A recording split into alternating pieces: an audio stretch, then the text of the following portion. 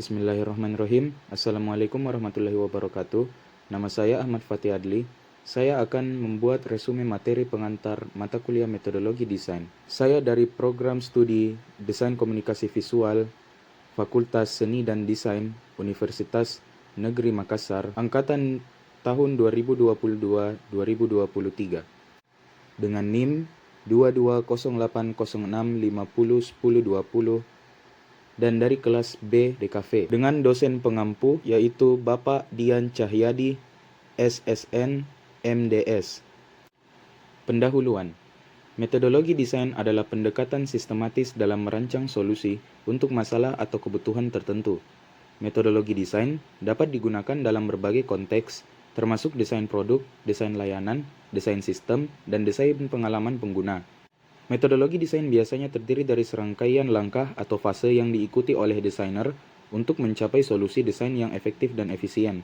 Langkah-langkah tersebut seringkali meliputi pemahaman tentang masalah atau kebutuhan, analisis dan penelitian, eksplorasi dan pengembangan konsep, prototyping, pengujian, dan implementasi.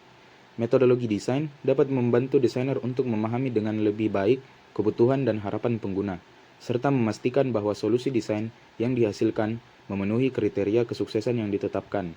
Metodologi desain juga dapat membantu desainer untuk mengidentifikasikan masalah dan hambatan yang mungkin muncul dalam proses desain, sehingga dapat mengambil tindakan untuk mengatasi hal tersebut. Metodologi desain juga dapat membantu untuk meningkatkan kolaborasi dan keterlibatan pengguna dalam proses desain, sehingga memastikan bahwa solusi yang dihasilkan benar-benar memenuhi kebutuhan dan harapan pengguna. Dalam banyak kasus, metodologi desain juga dapat membantu untuk menciptakan solusi yang inovatif dan berbeda dari yang sudah ada, sehingga dapat memberikan nilai tambah yang signifikan bagi pengguna dan bisnis. Metodologi desain merupakan pendekatan yang sangat berguna dalam merancang solusi yang efektif dan efisien untuk masalah atau kebutuhan tertentu. Metodologi desain dapat membantu desainer untuk memahami dengan lebih baik kebutuhan dan harapan pengguna, mengidentifikasikan masalah dan hambatan dalam proses desain, meningkatkan keterlibatan pengguna, dan menciptakan solusi yang inovatif dan berbeda dari yang sudah ada. Tujuan dari metodologi desain adalah untuk menciptakan solusi yang optimal untuk masalah yang dihadapi, dengan mempertimbangkan berbagai aspek seperti kebutuhan pengguna, fungsi estetika, dan biaya. Metodologi desain juga melibatkan kolaborasi antara berbagai pihak, seperti desainer, pengembang, dan pengguna akhir. Berikut beberapa langkah umum yang sering digunakan dalam metodologi desain. Pertama itu, pengumpulan informasi dan penentuan masalah yang perlu dipecahkan. Yang kedua, analisis kebutuhan pengguna dan penggunaan. Ketiga, penelitian pasar dan analisis pesaing. Keempat, ideasi dan pembuatan konsep desain. Kelima, pembuatan prototipe atau produk. Keenam, pengembangan prototipe produk dan pengujian.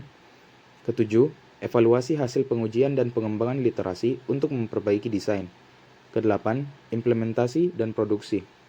Metodologi desain dapat membantu memastikan bahwa produk atau sistem yang dirancang memenuhi kebutuhan pengguna dan memaksimalkan nilai fungsional dan estetika. Dengan menggunakan metodologi desain, perusahaan dapat mengurangi biaya dan waktu pengembangan produksi atau sistem dan meningkatkan kepuasan pelanggan. Selanjutnya adalah tujuan pengajaran. Tujuan pengajaran dari mata kuliah metodologi desain ini adalah untuk memberikan pemahaman dan keterampilan kepada mahasiswa, yaitu saya, atau peserta didik tentang cara merancang produk atau sistem yang optimal untuk memenuhi kebutuhan pengguna. Beberapa tujuan khusus dari pengajaran metodologi desain yaitu sebagai berikut. Pertama itu, mempelajari sejarah metodologi desain.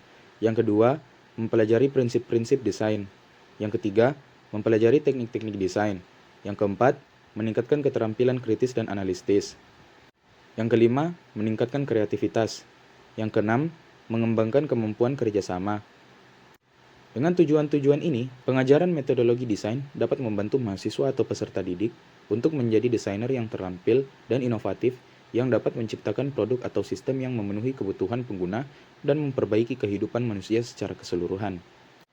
Sekian tugas dari saya, yaitu tugas pertama metodologi desain. Mohon maaf jika ada kesalahan dan kekurangan, karena kesempurnaan itu cuma milik Tuhan dan saya juga masih belajar. Wassalamualaikum warahmatullahi wabarakatuh.